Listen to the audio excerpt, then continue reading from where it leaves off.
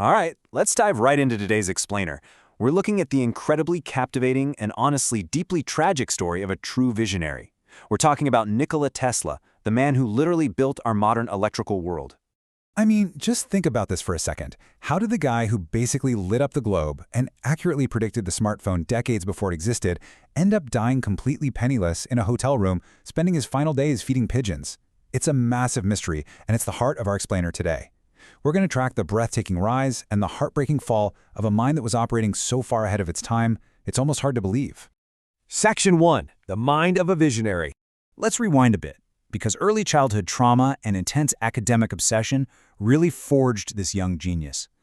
Tesla was actually born at exactly midnight during an absolute downpour of a thunderstorm in the Austro-Hungarian Empire. He had a pretty idyllic rural childhood, but it was completely shattered in 1863. His older brother Dane was tragically killed by the family's Arabian horse right in front of him. You can imagine the shadow that cast.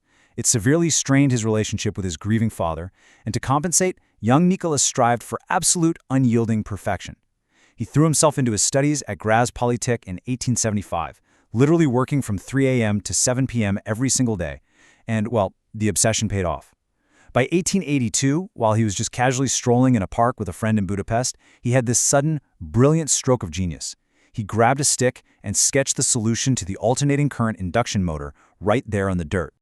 Now, what's truly fascinating is how Tesla learned to harness his own debilitating mental neuroses, turning them into this incredibly powerful tool for invention. As a boy, he suffered from these intense, hypervisual hallucinations, where he couldn't even distinguish the images in his head from reality. He developed some pretty bizarre habits too, like needing the volume of his meals to be perfectly divisible by 3, and he harbored intense phobias of things like pearls and human hair. But rather than let this break him down, he used this incredibly vivid internal world to his advantage. He could construct, run, and test complex machinery entirely inside his own head before ever picking up a wrench. Oh, and that initial spark of inspiration for electricity? It quite literally started with his pet cat, Masak. A young Tesla noticed static electricity jumping right off the cat's fur. Section 2. The War of the Currents. So, flash forward to 1884. Tesla arrives in America with barely more than an introductory letter in his pocket, and he immediately finds himself on a collision course with his new boss, Thomas Edison. This sparked the historic War of the Currents, which was basically pitting the ruthless pragmatism of Edison against the high-minded idealism of Tesla. Edison tasked Tesla with fixing up his direct current motors, where energy flows continuously in a single direction. But Tesla fundamentally believed this was a flawed system. He championed alternating current, where the energy periodically reverses and changes direction, which allows it to be constantly recycled. When you really break down the differences between the two, it all comes down to distance and efficiency. Edison's DC was, frankly, kind of a logistical nightmare.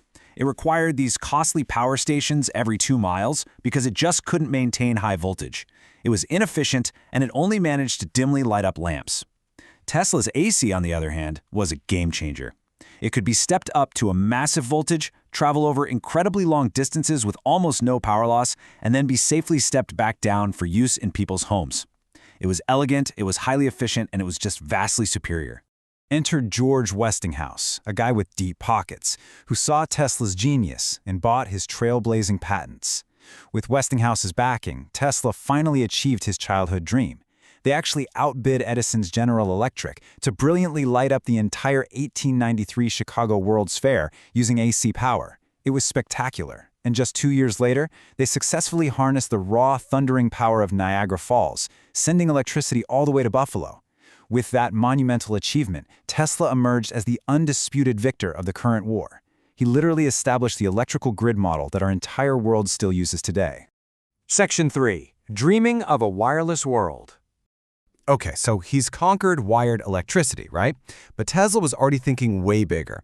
His prophetic foresight shifted to an even grander ambition. He didn't just want to wire the world, he wanted to get rid of the wires altogether. Relocating his lab out to the rural plains of Colorado Springs in 1899, he set out to prove a completely mind-bending concept, terrestrial stationary waves. He realized that the Earth itself had electric potential and could act as one giant, finely tuned conductor. To test this crazy idea, he built an enormous transmitter and successfully lit up 200 lamps from 26 miles away, completely wirelessly. He even produced massive, man-made lightning bolts that arced 30 feet into the air. To scale something like this up for the whole world, he needed serious cash. So he secured $150,000. That massive sum came from none other than Wall Street titan J.P. Morgan. But as you might guess, Morgan was a ruthless businessman. Getting that capital costs Tesla a whopping 51% stake in his own patents. Tesla took that money and poured it into constructing the world's first wireless broadcasting system, known as Wardenclyffe Tower. Just picture this thing, a 187-foot tall tower topped with a massive 68-foot copper dome, designed to literally hurl lightning into the sky. His goal was to create a global world telegraphy system. He envisioned devices that could act as printers for daily news, loudspeakers for voice messages, and even handheld receivers on a short pole that could decode radio waves anywhere on Earth. Seriously, he was basically pitching the internet and modern smartphones way back at the dawn of the 20th century. Section 4. The Fall into Obscurity. But sadly, this hubristic overreach was the beginning of his tragic descent. A nasty combination of powerful market forces and his own pretty terrible business sense snowballed into total ruin. First off, his rival Guglielmo Marconi beat him to the punch by successfully transmitting a transatlantic signal. Second, Tesla just ran out of money. J.P. Morgan, seeing absolutely no way to put a meter on free wireless energy and profit from it, flatly refused to invest another dime. Third, in July 1903, a completely enraged and desperate Tesla cranked up his machine and just furiously blasted lightning bolts into the New York sky. Finally, Wardenclyffe was foreclosed upon to pay off his mounting debts at the Waldorf Astoria Hotel, which triggered a massive nervous breakdown.